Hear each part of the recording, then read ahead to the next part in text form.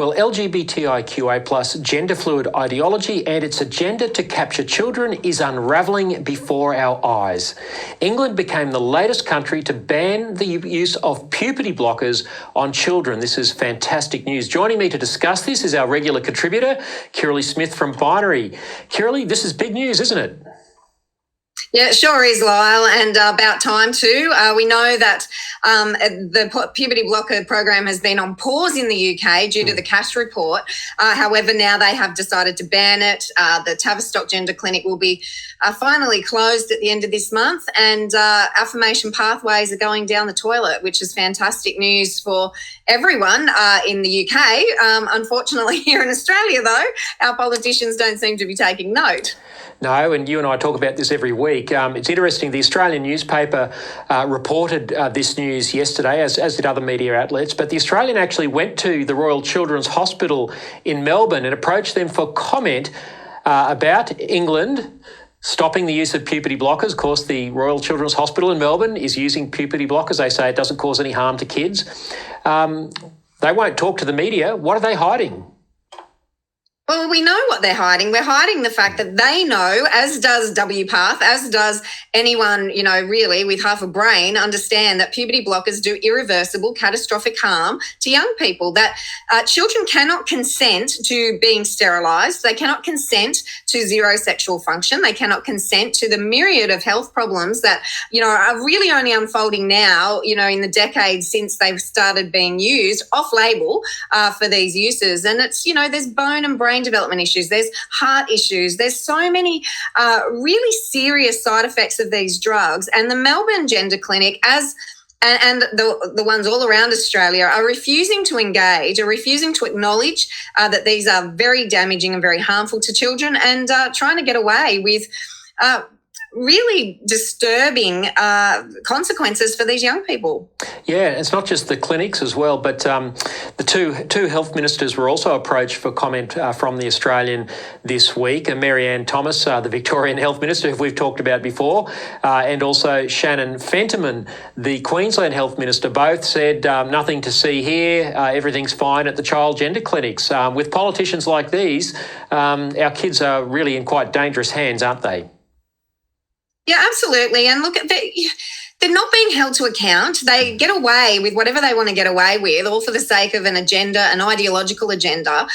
These people are not health experts by any stretch of the imagination.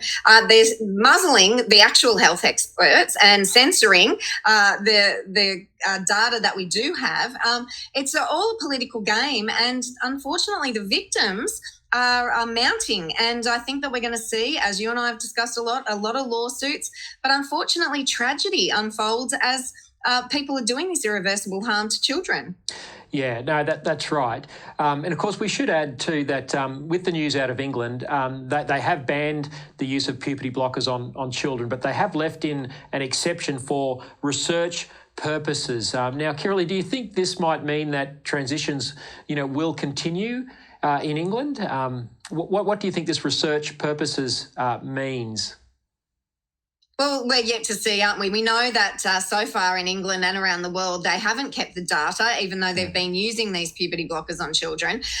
Whether they do so now or not, only time will tell, Lyle, but hopefully it won't be in the thousands and thousands that we've seen in the last few years, and that it would be very rigid, strict trials that are done if they're going to continue. But I think the evidence is there that it's experimental, it's harmful, and it doesn't need to continue at all. Yeah, I agree with you. I think that the evidence is overwhelming, and we've got Professor John Whitehall on the show a little later, who is a leading paediatrician who's talked a lot about the harms. But look, you and I are not afraid of evidence, and if they divert this to clinical trials. Now, I hate the idea of experimenting on children, but I'm sure that the research and the evidence will take us to the place where it'll just confirm what science already tells us.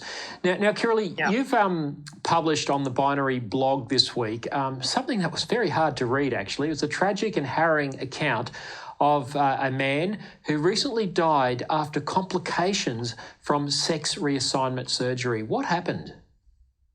Oh, look, this is so disturbing. And Billboard Chris, who's a great activist in the US and Canada, who's actually coming to Australia right here in April, he put this on his X account, and it is so harrowing, as you said. A man who, and sex reassignment surgery is such a misnomer. No one can change their sex. It's a mutilation of their genitals, a reconstruction of his penis into a neo-vagina. It's just a wound, a gaping wound. And we hear so many people tell us that it's, something that's got to have attention several times a day. It's very susceptible to infections. But this poor man, he says that his colon was coming through, that there was eventual blockages that would lead to clots. And unfortunately, he has now died. And, his cry for help was that he felt lonely. He felt like a loser, and butchering his body isn't going to solve those problems for him. He needed compassion. He needed genuine healthcare, mental health care, to help him accept himself and to move ahead in his life. And he was very badly harmed by the so-called medical practitioners who were, supposed to help him. And Kirralie, presumably he died of his wounds. That's what I understand. That's what the post definitely indicated. So extremely tragic. He's not the only one. And we do know we're increasingly hearing the stories of detransitioners who are left with these horrific wounds to deal with. It hasn't resolved their gender incongruence issues, and it's complicated the mental health, the trauma, the abuse issues they already had going into those sort of surgeries. Well, Kirralie, I hope that these sort of stories, which, as you say, are more and more frequent, will help people reassess what they think when they see these rainbow flags and being displayed in our streets at Mardi Gras time and Pride festivals in our communities and the rainbow lanyards, because this is not some benign flag, is it? It carries with it something far more sinister. Oh, it is absolutely sinister, and it is doing irreversible harm, not just to young people, but to young adults as well. They're being lied to, they're being deceived into believing a lie that they could change their sex, or if they put on these masks that appear to change their sex, that their problems will be resolved. Very rarely happens. There might be a small honeymoon period, but these people are very vulnerable. They're being taken advantage of. It's harming not only them, but the rest of the society, who is now being imposed upon to go along with those lies, as more and more state governments are considering ridiculous laws to muzzle us, to make us accept these laws. It's a real mess. Yeah, it sure is. Well, we're going to keep talking about it, and we're grateful for you and the work of Binary in keeping this before us. Kirralie, thanks again for your time this week. We'll look forward to chatting again in the near future. Thanks for having me, Lyle.